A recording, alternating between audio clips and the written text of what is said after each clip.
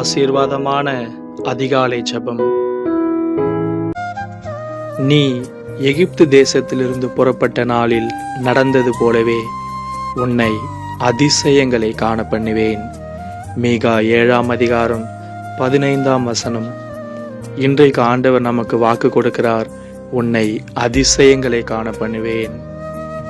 இஸ்ரவேல் ஜனங்களை ஆண்டவர் வனாந்தரத்திலே வழிநடத்தின போது, எகிப்து தேசத்திலிருந்து அவர்களை விடுதலை ஆக்கின போது அநேக அற்புதங்களையும் அடையாளங்களையும் அவர்கள் கண்கள் காணும்படி செய்தார்.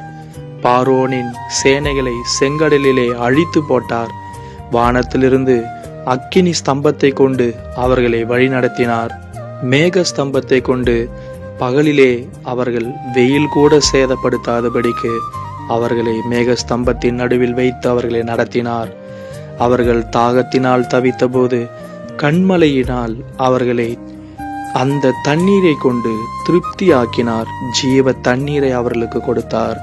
இன்றைக்கும் உங்களுடைய வாழ்க்கையில் அப்படியே தேவன் செய்ய போகிறார். உங்களுடைய கண்களுக்கு முன்பாக அநேக அற்புதங்களையும் அடையாளங்களையும் அவர் செய்ய போகிறார்.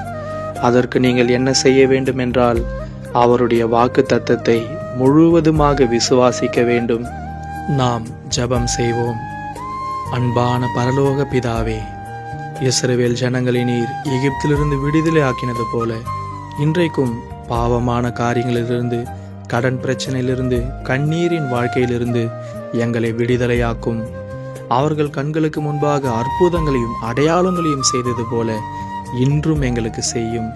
இந்த நாள் முழுவதும் நாங்கள் அற்புதத்தை காணட்டும்.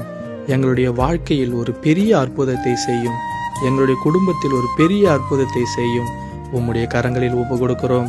இயேசுவின் நாமத்தினால் கேட்கிறோம் பிதாவே, ஆமேன்.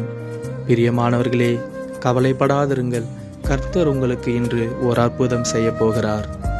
மேலும் நம்முடைய சேனல் உங்களுக்கு பிடித்திருந்தால் சப்ஸ்கிரைப் செய்து கொள்ளுங்கள்.